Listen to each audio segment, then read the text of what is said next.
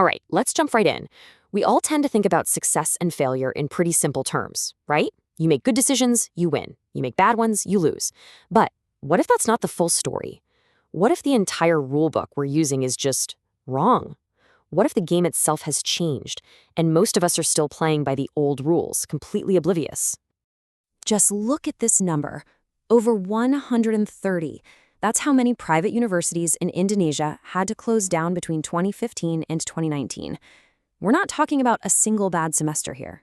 This was a trend, and the data suggests it's because they just weren't equipped to handle change. Now you might think, okay, that's one country, one industry, but this is way bigger than that. It's a huge warning sign for all of us. So that really gets to the heart of what we're talking about today. Why are so many organizations, not just universities, but big-name corporations, you name it, losing? I mean, these places are filled with smart, talented people, they've got money, they've got resources, and yet they're still falling behind. Well, it turns out the answer has everything to do with the kind of game they think they're playing. So let's unpack that. What does it even mean to be playing a losing game and not have a clue? Yeah, this is so important to grasp. These failures aren't just a string of bad luck. It's not a coincidence. It's a systemic problem. Imagine training your whole life for a 100-meter dash. You're fast, you're powerful, but then you show up on race day and find out it's a marathon. That's what's happening here. They're playing the wrong game entirely, with the wrong strategy, and they're wondering why they're running out of steam.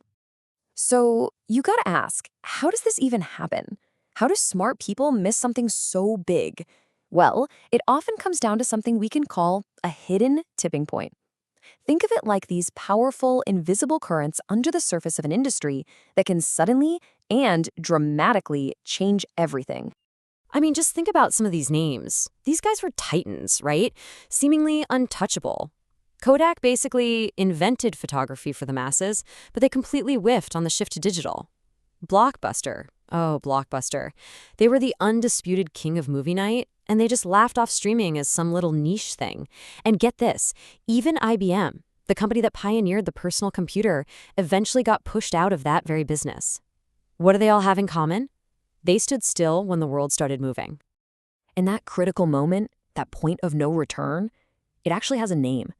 The former CEO of Intel, the legendary Andy Grove, called it a strategic inflection point. It's not just a small bump in the road. It's a massive fork in the road. It's that moment where the entire competitive landscape changes, and you have a choice. You either adapt and climb to new heights, or you stick to your guns and, well, you begin to fall. Okay, so how do you navigate one of these crazy inflection points? It really requires a complete shift in how you think. And this brings us to a really powerful idea, one that Simon Sinek has talked a lot about: the huge difference between finite and infinite games.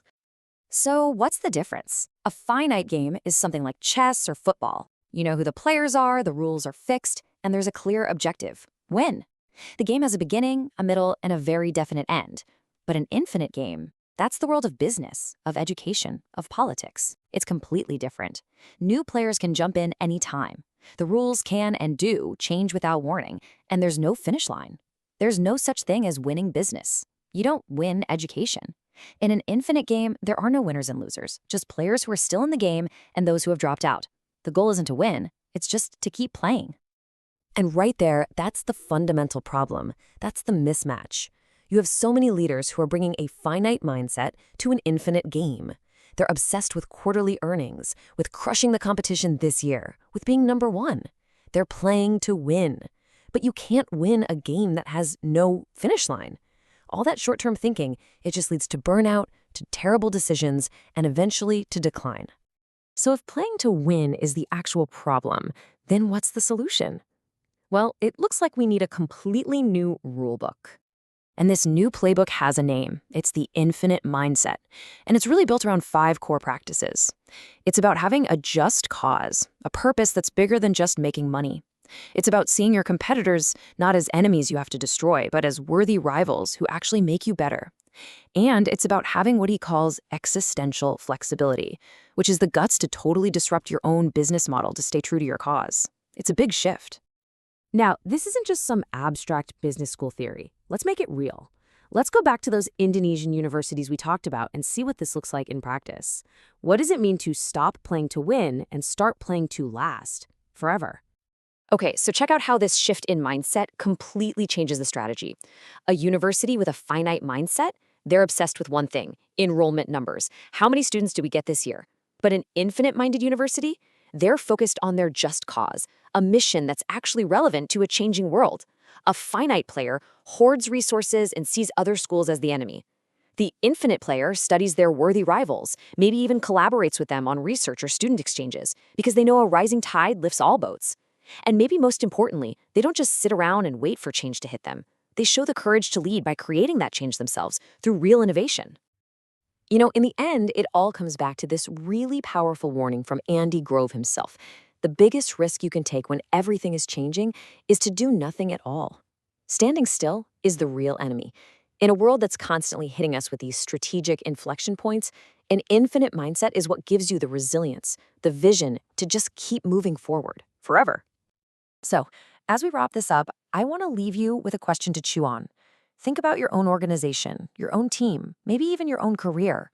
Are you playing to win, focused on those short-term victories and beating the other guy? Or are you playing the infinite game, building something that's designed to last long after you're gone? The answer to that question, well, it could make all the difference in the world.